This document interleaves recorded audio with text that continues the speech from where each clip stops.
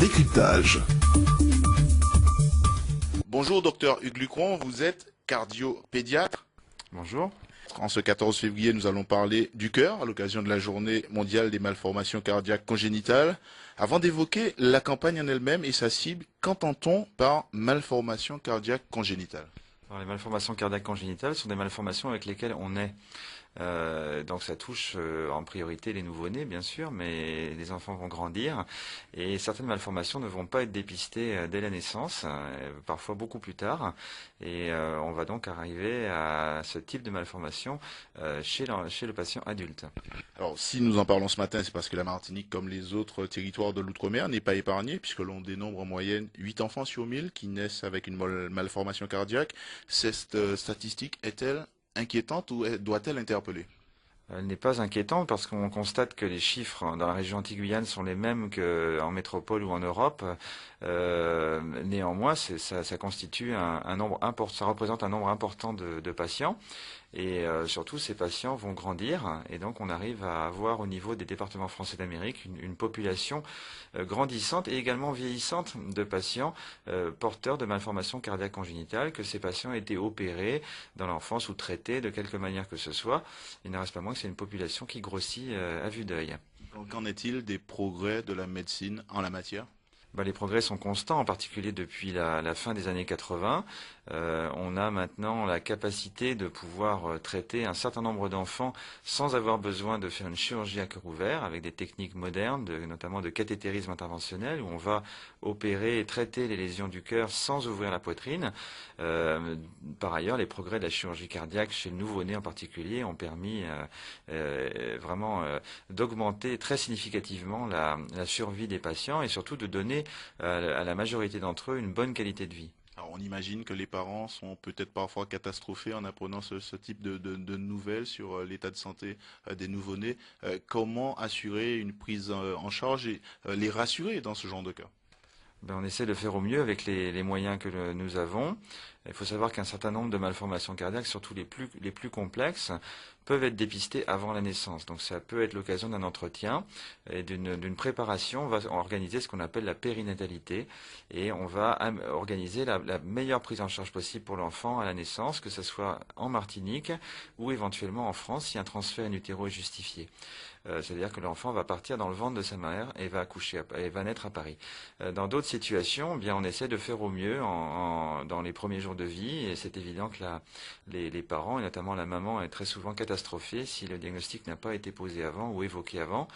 On s'aide de psychologues éventuellement et puis on essaie d'être très présent avec les familles et de leur expliquer au mieux comment les choses vont se passer, en particulier s'il y a besoin d'un transfert vers la France, un transfert postnatal qui est parfois relativement dangereux, aléatoire dans les conditions, même si on est accompagné de médecins spécialisés et des équipes du SAMU de Martinique. La qualité de la prise en charge, j'imagine, des soins et leur suivi, aujourd'hui sont-ils, allez, entre guillemets, une quasi-assurance d'une meilleure santé, notamment à l'âge adulte, dans le cas où le suivi est régulier?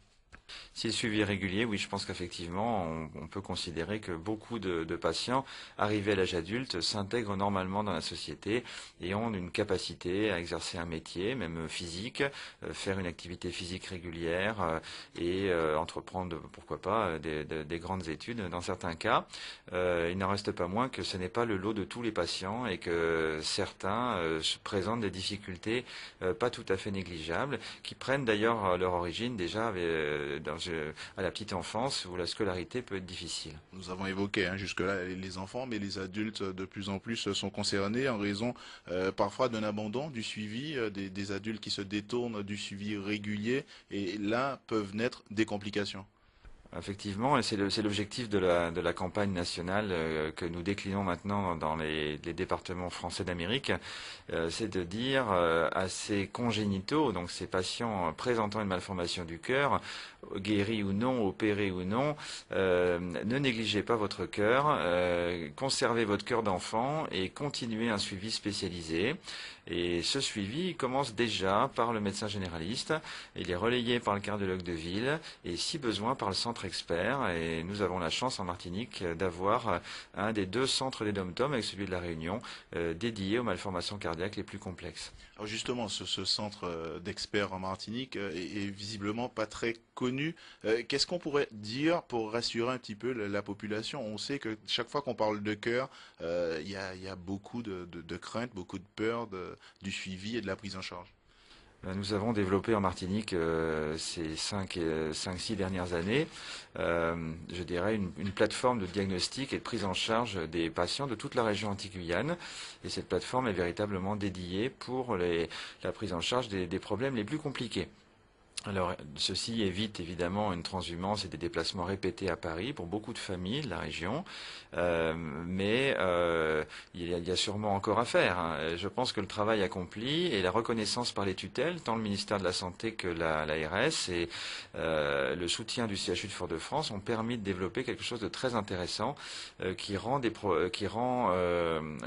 fournit et qui procure, je pense, pas mal de satisfaction aux familles de la région qui ont, dans certains cas, beaucoup de difficultés à évoquer, ne serait-ce qu'un voyage aérien. Docteur Luc Rompfort, de ces différents constats, à qui s'adresse principalement cette campagne Votre cœur veut continuer de battre?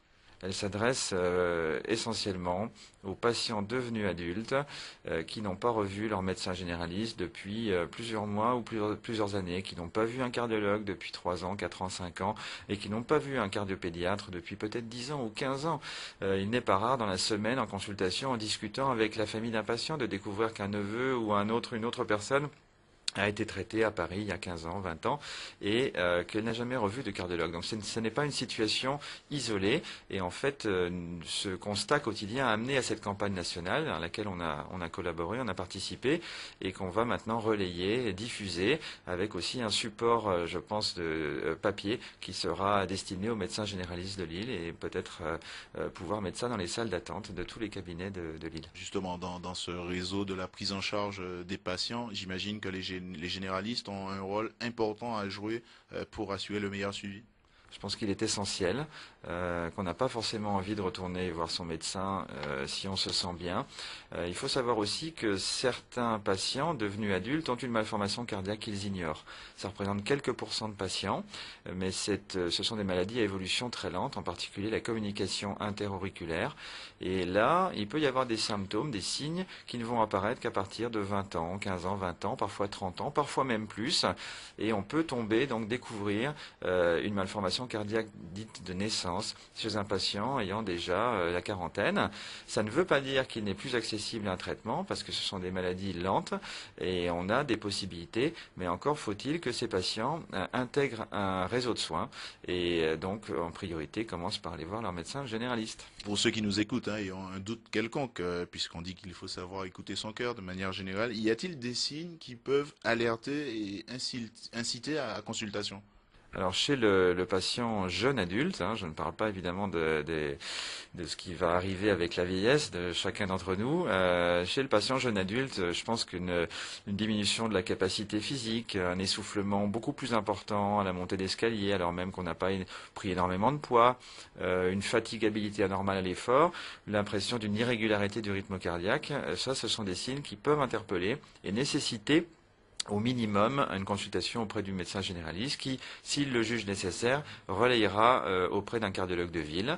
Et sachant que nous fonctionnons vraiment en réseau et que le but n'est pas d'avoir une affluence de patients, je dirais, qui n'ont rien, mais au contraire d'arriver à récupérer les malades les plus compliqués pour améliorer leur suivi et leur qualité de vie.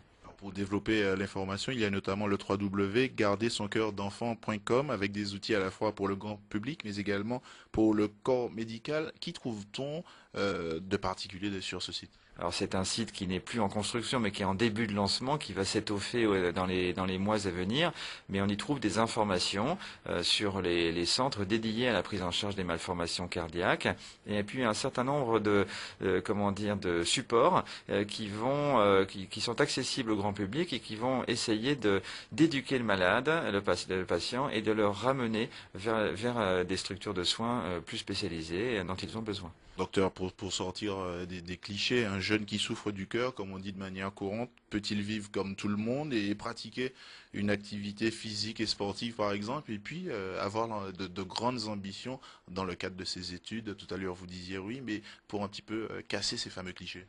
Oui, je pense qu'on peut évoquer plusieurs sportifs de très haut niveau qui ont été opérés du cœur. Je pense qu'il y a un sportif célèbre que j'ai eu l'occasion de rencontrer et qui nous soutient, qui s'appelle Ronny Turiaf. Il y a également d'autres sportifs de très haut niveau, des équipes de France que je ne citerai pas, mais qui ont des sports différents, qui ont également été opérés du cœur ou ont présenté des pathologies, enfin des maladies qui étaient significatives. Donc ceci pour dire qu'on peut effectivement arriver à faire du sport. Sport de haut niveau, peut-être pas dans tous les cas, mais en tout cas avoir une activité physique et une intégration dans la société par le sport ou d'autres activités qui je pense, tout à fait satisfaisant dans la majorité des cas. Merci, docteur Lucon, d'avoir répondu à nos questions. Merci à vous. Bonne journée à vous. Décryptage.